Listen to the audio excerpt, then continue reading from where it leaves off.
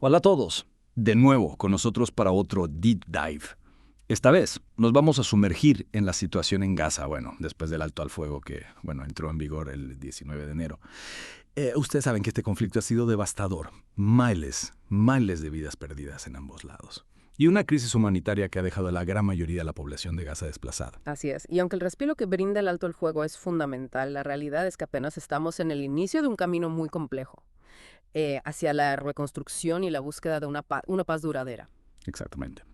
Y hoy vamos a analizar el potencial papel de la Unión Europea en esta nueva etapa, explorando tanto los desafíos como las oportunidades que se presentan. ¿Será posible que la UE, a pesar de sus limitaciones en términos de influencia diplomática, logre impulsar un cambio real en la región? Esa es la gran pregunta. Y para empezar a responderla, debemos entender las particularidades de este alto al fuego.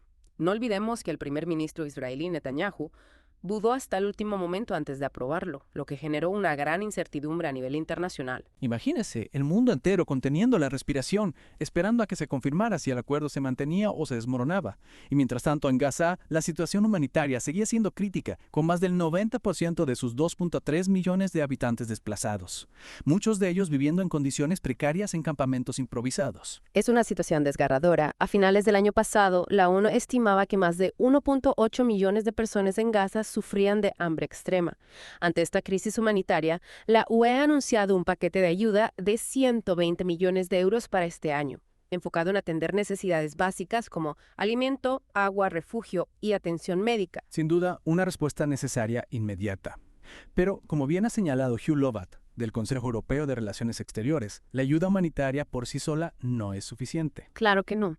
Para que la reconstrucción de Gaza sea viable a largo plazo, necesitamos un plan sólido, un plan que aborde la gobernanza política y la seguridad de la región, un plan que vaya más allá del simple cese de hostilidades y que establezca las bases para una paz sostenible. Y aquí es donde la complejidad del panorama político entra en juego. Recordemos que Hamas ha controlado Gaza desde 2007, después de ganar las elecciones y desplazar al Fatah, el partido que lidera la autoridad palestina en Cisjordania. Y desde entonces Israel ha mantenido un bloqueo sobre Gaza, lo que ha agravado la situación. Efectivamente. Y para añadir aún más complejidad a este escenario, ayer, 20 de enero, Donald Trump asumió nuevamente la presidencia de los Estados Unidos. Su regreso a la Casa Blanca, con su conocida postura pro-Israel, genera muchas dudas sobre el futuro de la región. ¿Cómo afectará su política exterior a la ya frágil situación en Gaza? ¿Podría esto generar tensiones con la UE, especialmente en temas como los asentamientos israelíes en territorio palestino? Esas son preguntas cruciales que debemos analizar a profundidad. La administración Trump ya ha expresado su apoyo a políticas que podrían entrar en conflicto con la posición de la UE, como la expansión de los asentamientos, que son considerados ilegales por la ONU. Entonces, ¿qué margen de maniobra tiene la UE en este contexto? ¿Podrá realmente impulsar la reconstrucción y la paz en Gaza con la sombra de Trump y el complejo tablero geopolítico que tenemos ante nosotros? La UE tiene una carta importante que jugar: su rol como principal financiador de la Autoridad Palestina. Entiendo. Es decir, podría utilizar su apoyo económico como una herramienta para presionar a favor de una solución negociada al conflicto. Exactamente. Pero para que esta estrategia tenga éxito, la UE necesita traducir sus palabras en acciones concretas y coordinadas. Y aquí es donde entran en juego las propuestas de Hugh Lovat, quien ha planteado algunas ideas bastante interesantes sobre cómo la UE puede ser más efectiva en este escenario. Me encantaría escucharlas. ¿Qué propone Lovat concretamente? ¿Qué tipo de acciones cree que la UE debería tomar para maximizar su influencia y lograr un impacto real en la búsqueda de la paz en Gaza? Bueno, en primer lugar, Lovat sugiere que la UE debe trabajar en conjunto con sus socios árabes, particularmente con los países del Golfo, para dialogar con la administración Trump y buscar puntos de encuentro. Es decir, intentar tender puentes y encontrar un camino hacia la paz que sea aceptable para todas las partes. Precisamente. Lovat también propone que la OE condicione su ayuda financiera a la autoridad palestina al cumplimiento de ciertos requisitos. Igual. Por ejemplo, exigir avances en la reconciliación con Hamas, que recordemos es un punto clave para lograr una solución duradera al conflicto. También propone que la UE impulse la implementación de reformas que fortalezcan la gobernanza democrática en los territorios palestinos. En otras palabras, utilizar la ayuda como un incentivo para promover el diálogo interno entre palestinos, para fortalecer sus instituciones. Así es. La idea es que la UE no se limita a ser un simple proveedor de fondos, sino que actúe como un agente de cambio, impulsando una transformación positiva en la región. Es una estrategia ambiciosa, pero sin duda necesaria ante la magnitud de los desafíos que enfrentamos. Sin duda. Y para comprender mejor la complejidad de este panorama, es fundamental que analicemos con detenimiento el contexto histórico del conflicto. Totalmente de acuerdo, porque para construir un futuro de paz, primero debemos entender las raíces del conflicto. Y en este caso, esas raíces son profundas y complejas. Así es. La situación actual en Gaza es el resultado de décadas de tensiones, de desencuentros, de errores cometidos por todas las partes involucradas. Y para poder avanzar hacia una solución, necesitamos comprender a fondo los factores que nos han traído hasta este punto. Entonces, ¿qué les parece si nos adentramos un poco más en la historia de este conflicto? ¿Cómo llegamos a esta situación en la que Gaza se encuentra hoy? Me parece una excelente idea. Empecemos por recordar que Israel ocupó Gaza desde 1967 hasta 2005. Un periodo que dejó profundas cicatrices en la sociedad palestina. Un periodo marcado por la violencia, la desconfianza, la frustración. Exacto. Y tras la retirada israelí, la división interna palestina entre Hamas y Fatah agregó una capa adicional de complejidad al conflicto. Dos gobiernos, dos visiones, y la sombra del conflicto con Israel siempre presente. Así es.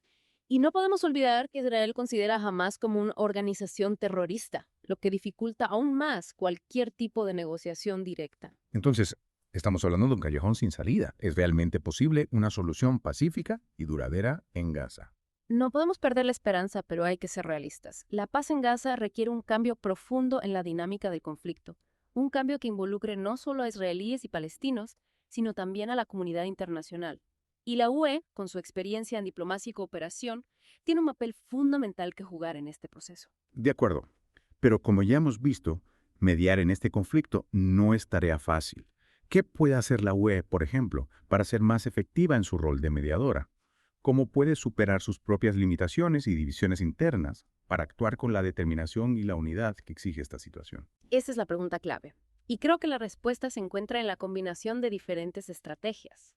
Por un lado, la UE debe mantener su compromiso con la ayuda humanitaria, que es fundamental para aliviar el sufrimiento de la población en Gaza. Claro, porque mientras hablamos de política y de diplomacia, hay miles de personas que necesitan ayuda urgente para sobrevivir. Exacto, pero al mismo tiempo, la UE debe ir más allá de la ayuda humanitaria y enfocarse en las causas profundas del conflicto. Y esto implica utilizar su poder económico como herramienta de presión para que Israel levante el bloqueo a Gaza y permita el libre flujo de personas y mercancías. Eso tendría un impacto significativo en la economía de Gaza y en la vida diaria de sus habitantes, sin duda. Sin duda. También podría promover un mayor compromiso con la sociedad civil palestina, apoyando iniciativas de paz y reconciliación que surjan desde las bases. Fortalecer a la sociedad civil, empoderarla, para que sea parte activa en la construcción de la paz. Precisamente. Y por supuesto, la UE debe mantener un diálogo constante con todas las partes involucradas, buscando puntos de encuentro y construyendo puentes para la confianza. Un trabajo complejo y a largo plazo, pero esencial si queremos ver un futuro de paz para Gaza. Y hablando de información y análisis, recordemos que es fundamental mantenerse informado sobre este tema tan complejo. Por supuesto. Y para aquellos que buscan información de calidad y análisis en profundidad, les recomendamos visitar geodese.com, donde encontrarán artículos, reportajes y entrevistas sobre los temas más relevantes del panorama internacional. Una herramienta invaluable para comprender a fondo los desafíos del mundo actual. Y no olviden suscribirse a la revista, es totalmente gratis. Y así estarán al tanto de las últimas noticias y análisis sobre la situación en Gaza y otros temas de gran importancia global. Y por supuesto, no se olviden de seguirnos en nuestros podcasts para continuar explorando temas cruciales como este. Exacto. En nuestro próximo episodio vamos a profundizar en las propuestas de Hugh Lovat para la UE y analizaremos las posibilidades reales de que se implementen. Los esperamos con más información y análisis sobre este tema tan crucial. Hasta pronto. Y hablando de las propuestas de Lovat, hay una que me parece particularmente interesante, la idea de que la UE podría reactivar su misión de vigilancia en el paso fronterizo de Rafah. Claro, eso podría ser un factor clave para mejorar el flujo de personas y mercancías entre Gaza y Egipto. Pero, como bien sabemos, esa no es una decisión que la UE pueda tomar unilateralmente. Exactamente. Para que eso suceda se necesita el consentimiento tanto de Israel como de Egipto y por supuesto la aprobación de los Estados miembros de la UE. Lo que nos recuerda una vez más la complejidad de la geopolítica en esta región. Cada movimiento, cada decisión tiene implicaciones que van mucho más allá de Gaza, sin duda. Y para entender a fondo esas implicaciones necesitamos analizar no solo la situación actual, sino también el contexto histórico que nos ha traído hasta aquí. De acuerdo. Hablemos un poco más sobre la historia del conflicto.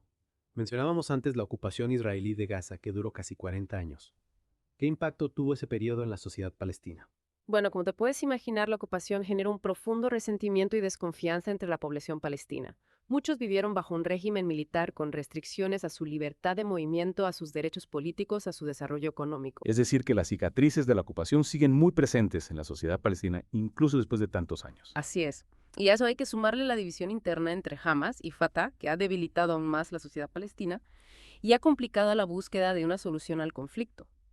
Dos gobiernos, dos visiones y la sombra de la desconfianza siempre presente. Es un panorama desalentador sin duda.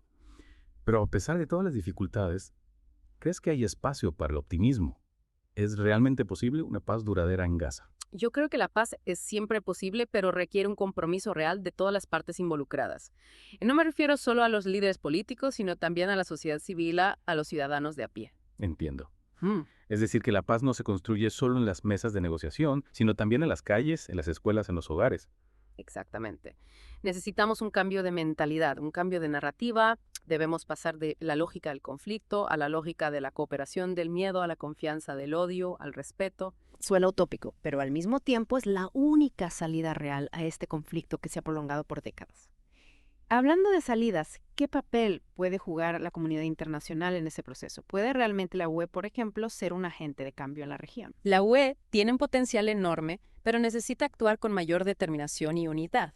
Como decíamos antes, su influencia económica puede ser una herramienta poderosa para presionar a favor de una solución negociada. Pero esa presión debe ser inteligente, estratégica, no puede ser simplemente un castigo o un chantaje. Por supuesto. La idea es incentivar a las partes a dialogar, a buscar soluciones que beneficien a todos. Y para eso la UE debe trabajar en estrecha colaboración con sus socios árabes, especialmente con los países del Golfo que tienen una gran influencia en la región. Y hablando de influencia, no podemos olvidar el factor Trump. Su regreso a la Casa Blanca genera muchas dudas sobre el futuro del proceso de paz. Sin duda, Trump ha demostrado ser un aliado incondicional de Israel y su postura en temas como los asentamientos y el estatus de Jerusalén podría generar tensiones con la UE. Es decir, que la UE se enfrenta a un escenario aún más complejo ahora que Trump está de vuelta en el poder. Así es. Pero eso no significa que la UE deba renunciar a su rol de mediadora. Al contrario, debe redoblar sus esfuerzos por encontrar una solución que sea aceptable para todas las partes. Un desafío enorme, sin duda. Pero como decíamos al principio, la paz es siempre posible, siempre y cuando haya voluntad de alcanzarla. Y hablando de voluntad, creo que es importante destacar la labor de las organizaciones de la sociedad civil que trabajan incansablemente por la paz en la región. Claro, hay mucha gente, tanto en Israel como en Palestina, que está harta de la violencia y que busca construir un futuro diferente. Exacto. Y esas voces merecen ser escuchadas, merecen ser apoyadas. La paz no se construye solo desde arriba, sino también desde abajo, desde las bases. Y para comprender a fondo la complejidad de este conflicto, es fundamental que nos mantengamos informados, que busquemos fuentes confiables, que analicemos la información con ojo crítico. Por eso les invitamos a visitar geodese.com, donde encontrarán análisis a profundidad sobre la situación en Gaza y otros temas de relevancia global. Suscríbanse a la revista, es completamente gratis. Una herramienta invaluable para aquellos que buscan comprender a fondo los desafíos del mundo actual. Y no olviden seguirnos en nuestros podcasts para continuar explorando temas cruciales como este. Y retomando lo de la influencia de Trump, es importante también analizar cómo su regreso a la Casa Blanca podría afectar la dinámica entre la UE y los países del Golfo. Claro, porque recordemos que Lovatt propone que la UE trabaje en conjunto con estos países para presionar a favor de una solución negociada. Pero si Trump decide tomar un rumbo diferente, ¿podría eso generar tensiones o incluso fracturas en esa alianza? Es un escenario que no podemos descartar. Trump ha demostrado tener una visión muy particular de la política exterior y no siempre coincide con la visión de la UE en temas como el conflicto palestino-israelí. De hecho, ya hemos visto algunas señales de esas posibles tensiones, por ejemplo, en el tema de los asentamientos israelíes. Mientras la UE los considera ilegales, Trump ha expresado su apoyo a su expansión. Exactamente. Y esa divergencia de opiniones podría complicar los esfuerzos de la UE para trabajar en conjunto con los países del Golfo. Algunos de estos países, como Arabia Saudita, han mostrado un acercamiento a Israel en los últimos años, motivados en parte por su interés común en contener la influencia de Irán en la región. Es decir, que la geopolítica en Oriente Medio se está volviendo cada vez más compleja, con alianzas cambiantes y agendas que no siempre coinciden. Así es. Y en este contexto, la UE debe actuar con mucha cautela y diplomacia. para no alienar a sus socios y mantener su capacidad de influencia en la región. Es un verdadero juego de ajedrez diplomático, donde cada movimiento debe ser cuidadosamente calculado para evitar un jaque mate. Exacto. Y para comprender mejor este juego, creo que es fundamental que analicemos las diferentes perspectivas sobre la situación en Gaza. No podemos limitarnos a ver el conflicto desde un solo ángulo, sino que debemos considerar las diferentes narrativas, los diferentes intereses en juego. Claro, porque cada actor en este conflicto tiene sus propias motivaciones, sus propias prioridades. Y para poder avanzar hacia una solución, necesitamos entender esas diferencias y buscar puntos de encuentro. Precisamente. Y para aquellos que buscan profundizar en este análisis, los invitamos a visitar geodese.com, donde encontrarán artículos, reportajes y entrevistas que exploran las diferentes perspectivas sobre el conflicto en Gaza y otros temas de relevancia global. Una herramienta invaluable para comprender a fondo la complejidad del mundo actual. No olviden suscribirse a la revista, es completamente gratis, y así estarán al tanto de las últimas noticias y análisis sobre la situación en Gaza y otros temas de gran importancia global. Y no se olviden de seguirnos en nuestros podcasts para continuar explorando temas cruciales como este. Esperamos que este Deep Dive les haya brindado una visión más clara de los desafíos y las oportunidades que se presentan en la búsqueda de la paz en Gaza. La situación es compleja sin duda, pero no podemos perder la esperanza. La paz es siempre posible, siempre y cuando haya voluntad de alcanzarla. Hasta la próxima.